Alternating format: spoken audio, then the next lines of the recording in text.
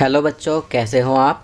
आज हम कक्षा 5 गणित की वर्कशीट हल करेंगे। उपविषय स्मार्ट चार्ट।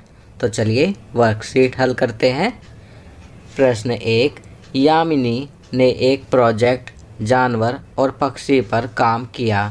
उसने अपनी कक्षा के सभी बच्चों से उनके सबसे प्यारे पालतू जानवर के बारे में पूछा। हर एक उत्तर को लिखने के लिए उसने टैली चिन्ह लगाना शुरू कर दिया। अगर किसी ने कहा बिल्ली तो उसने बिल्ली के सामने एक रेखा खींची। फिर किसी ने दोबारा बिल्ली कहा तो यामिनी ने एक रेखा और खींची। इसलिए चिन्ह देख सकते हैं आप, 2 रेखाएं हैं का मतलब है 2 बिल्लियां, और एक बॉक्स और एक रेखा का मतलब है 5 बिल्लियां, क्योंकि इसमें 5 रेखाएं हैं। 24 बच्चों ने बिल्ली को अपना प्यारा पालतू जानवर बताया। यामिनी की तालिका पूरी करने में मदद करें। तो बच्चों, आप टैली चिन्ह समझ ही चुके होंगे। अगर हम एक रेखा खींचेंगे इस प्रकार तो 1 होगा। इसमें एक और रेखा खींचेंगे तो 2 गिनेंगे। फिर इसे एक और रेखा खींचेंगे तो 3 हो जाएंगे। एक और रेखा खींचेंगे तो 4 हो जाएंगे। इस प्रकार यह बॉक्स बन जाएगा, 4 रेखाएं। फिर एक रेखा और खींचेंगे तो यह 5 हो जाएगा। इसी प्रकार हम टैली चिन्ह आगे लिखते जाएंगे और बढ़ाते जाएंगे। चलिए हम दी गई तालिका को देखते हैं और इसे पूरी करने में यामिनी की मदद करते हैं। इस तालिका में पहले खाने में जानवर, दूसरे खाने में टैली चिन्ह और तीसरे खाने में अंक दिए गए हैं। जानवर बिल्ली, आप गिनेंगे टैली चिन्ह पूरा एक बॉक्स और इस प्रकार रेखा खींची होगी तो इसका अर्थ होता है 5। 5 जमा 5 जमा 5 जमा 5 20 जमा 4 24। कुत्ता, इन्हें गिनते हैं 5 जमा 5 जमा 5 जमा 5 जमा 5 जमा 5 हो गए 30 जमा 2 कुल हो गए 32। तो यहाँ पर हम लिखेंगे 32। यहाँ हम इसे 5 गुणा 6 जमा 2 बराबर 32 भी लिख सकते हैं। खरगोश 5 गुणा 2 10। गाय 5 गुणा 4 जमा 2 बराबर 22। तोता, तो यहाँ अंक लिखेंगे 8। बकरी, तो यहाँ अंक लिखेंगे 20। गिलहरी 5 जमा 5 जमा 5, तो यहाँ अंक लिखेंगे 15। चलिए आगे बढ़ते हैं। प्रश्न 2। सुमिता ने आधे घंटे सड़क के किनारे खड़े होकर वहाँ से गुजरते हुए वाहनों को गिना। उसने हर गाड़ी के लिए टैली चिन्ह लगाया। टैली चिन्ह तालिका को पूरा करो और नीचे दिए गए प्रश्नों के उत्तर दो। तो बच्चों, यहाँ पर हमें टैली चिन्ह तालिका को पूरा करना है और नीचे दिए गए प्रश्नों के उत्तर लिखने हैं। आप देख सकते हैं कि यहाँ पर एक टैली चिन्ह तालिका दी गई है। बच्चों, अब तक आप टैली चिन्ह बनाना सीख भी चुके होंगे। साइकिल के लिए यहाँ पर टैली चिन्ह दिए गए हैं, तो संख्या में हम यहाँ लिखेंगे 28।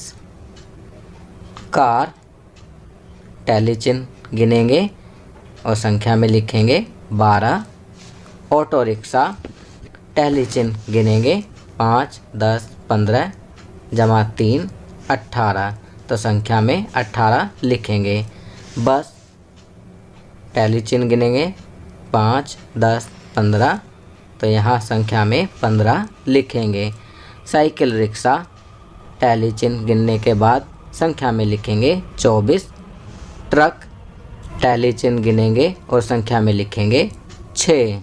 अब हमने टैली चिन्ह गिनकर संख्या लिख दी है। अब नीचे दिए गए प्रश्नों के उत्तर लिखते हैं। पहला, आधे घंटे में सुमिता ने कुल कितने वाहन देखे? तो यहाँ हम लिखेंगे 103 वाहन। जब हम इन टैली चिन्ह में दी गई संख्या को जोड़ेंगे तो हमें हमारा उत्तर 103 प्राप्त होगा। दूसरा, ट्रकों से ऑटो रिक्शा की संख्या तिगुनी थी। तो यहाँ पर आप देखेंगे ट्रकों की संख्या है 6 और ऑटो रिक्शा की संख्या है 18, तो यह सही है। तो यहाँ हम सही पर निशान लगाएंगे या इसके आगे सही लिखेंगे। तीसरा, 7 और बसों के लिए और 2 और ट्रकों के लिए टैली चिन्ह लगाओ। तो यहाँ पर बच्चों हम लाल रंग या किसी अन्य रंग के पेन से बसों वाले खाने में 7 और बसों के लिए टैली चिन्ह बनाएंगे। तो हम इस प्रकार चिन्ह बनाएंगे और 2 और ट्रकों के लिए टैली चिन्ह बनाएंगे। तो यहाँ पर एक रेखा पहले ही खींची हुई है, तो हम यहाँ 2 रेखाएं और खींचेंगे तो 2 और ट्रकों के लिए टैली चिन्ह बन जाएगा। चलिए आगे बढ़ते हैं। प्रश्न 3, अध्यापक ने बच्चों से पूछा कि क्या वे घर पर अपने माता पिता की मदद करते हैं। इसके लिए अलग अलग जवाब मिले। अध्यापक ने उनके उत्तरों को इकट्ठा करके एक तालिका में लिख दिया। उन छात्रों की कुल संख्या का पता लगाएं जो अपने माता पिता की मदद करते हैं और फिर चपाती चार्ट भरें। तो बच्चों यहाँ पर एक तालिका दी गई है जिसमें घर के कामों में सबसे ज़्यादा मदद और बच्चों की संख्या दी गई है, जैसे कि बाजार जाना 47 बच्चे, बर्तन धोना 15 बच्चे, कपड़े धोना 3 बच्चे, खाना बनाना व परोसना 25 बच्चे, घर की साफ़ सफाई करना 10 बच्चे। और अंत में लिखा हुआ है माता पिता की मदद करने वाले कुल बच्चे। अब हम इनका जोड़ करेंगे तो हमें उत्तर प्राप्त होगा 100। अब हमें ये चपाती चार्ट भरना है। घर की साफ़ सफाई 10 बच्चे, तो यहाँ 10 लिखा हुआ है। आगे इस वाले हिस्से में लिखेंगे बर्तन धोना, तो यहाँ हम 15 लिखेंगे। इधर वाले खाने में लिखेंगे खाना बनाना व परोसना और 25 लिखेंगे। इस बड़े भाग में लिखेंगे बाजार जाना और यहाँ 47 लिखेंगे। इस गुलाबी भाग में लिखेंगे कपड़े धोना और 3 लिखेंगे। अंत में पूछा गया है जो बच्चे भोजन बनाने और परोसने में अपने माता पिता की मदद करते हैं वे कुल बच्चों का डैश हिस्सा है। तो बच्चों आप देखेंगे कुल बच्चे हैं 100 और खाना बनाना व परोसना और भोजन बनाने और परोसने वाले बच्चे हैं 25। अब यहाँ 25 बटा 100 बराबर हो जाएगा 1/4। तो वे कुल बच्चों का 1/4 हिस्सा हैं। चलिए आगे बढ़ते हैं। जीवन कौशल गृह बजट। घर के बजट की योजना बनाना सबसे महत्वपूर्ण कदमों में से एक है जो किसी भी परिवार को अपने वित्तीय स्वास्थ्य को सुनिश्चित करने के लिए उठाने की आवश्यकता होती है। यदि आपके पास अपने मासिक नकदी प्रवाह और बहिर्वाह को ट्रैक करने के लिए कोई ठोस योजना नहीं है तो खर्च हाथ से निकल सकता है। बजट की योजना बनाना 4 आसान चरणों से सरल बनाया जा सकता है। तो बच्चों जीवन कौशल में गृह बजट के बारे में बताया गया है कि हमें अपने खर्चों को नियंत्रित करना चाहिए और आय व्यय का हिसाब रखना चाहिए और अपने घर का बजट बनाना चाहिए। बजट की योजना बनाना 4 आसान चरणों से सरल बनाया जा सकता है। कौन कौन से चरण है? पहला, अपनी मासिक आय जोड़ें। दूसरा, मासिक खर्च घटाएं। तीसरा, अतिरिक्त और अनावश्यक खर्चों की जांच करना और चौथा, बचत करना। चलिए आगे बढ़ते हैं। नीचे दी गई अपने घर के बजट से संबंधित तालिका को भरें और नीचे दिए गए प्रश्नों के उत्तर दें। बच्चों अब यहाँ पर एक तालिका दी गई है। प्रत्येक बच्चा अपने घर के बजट के हिसाब से इस तालिका को भरेगा, जैसे उनके घर की मासिक आय कुल कितनी है और उनका व्यय कितना है।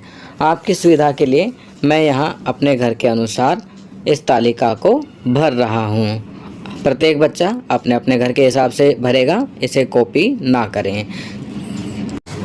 जैसे हमारी मासिक आय 15,000 रुपये, व्यय में मासिक ऋण भुगतान 1,000 रुपये, हमें 1,000 रुपये ऋण के तौर पर चुकाने होते हैं तो 1,000 रुपये लिखा है। जिस बच्चे का ऋण मतलब कोई कर्जा नहीं है तो उसे 0 लिखेंगे। अगर कोई कर्जा ले रखा है उसे चुकाना पड़ता है 1000 या उससे ज़्यादा है तो इतना अमाउंट यहाँ लिखेंगे। खाद्य और पेय, खाने पीने में कितना खर्च होता है? हमारा खर्च 5000 रुपये होता है। आपके घर का खर्च जितना होता होगा आप उतना यहाँ लिखेंगे। घरेलू सामान, जो घरेलू सामान आता है लगभग 1000 रुपये के आसपास आ जाता है। उपयोगिताओं जैसे बिजली का बिल, पानी का बिल, मोबाइल का खर्चा इत्यादि, तो ये 1000 रुपये के आसपास हो जाता है। फिर वस्त्र, महीने में किसी न किसी के कपड़े खरीदने पड़ते हैं, कुछ ना कुछ खर्चा होता रहता है तो उसमें 1500 रुपये खर्च हो जाते हैं। और किराया, जैसा कि हम किराए पर रहते हैं तो हमारा मासिक किराया 2500 रुपये है, तो ये भी हमने यहाँ खर्च में लिखा है। अन्य, इसके अलावा अन्य खर्चे हैं जैसे कहीं हमें जाना पड़ जाता है या कोई हमारे घर पर आ जाता है तो उसमें ये खर्चे आ जाते हैं जो कि 1000 रुपये के आसपास लगभग हो जाते हैं। आप अपने घर के खर्चों के अनुसार यहाँ पर अमाउंट लिखेंगे। चलिए आगे बढ़ते हैं। अब यहाँ पर प्रश्न दिए गए हैं। पहला, आपका कुल खर्च कितना है?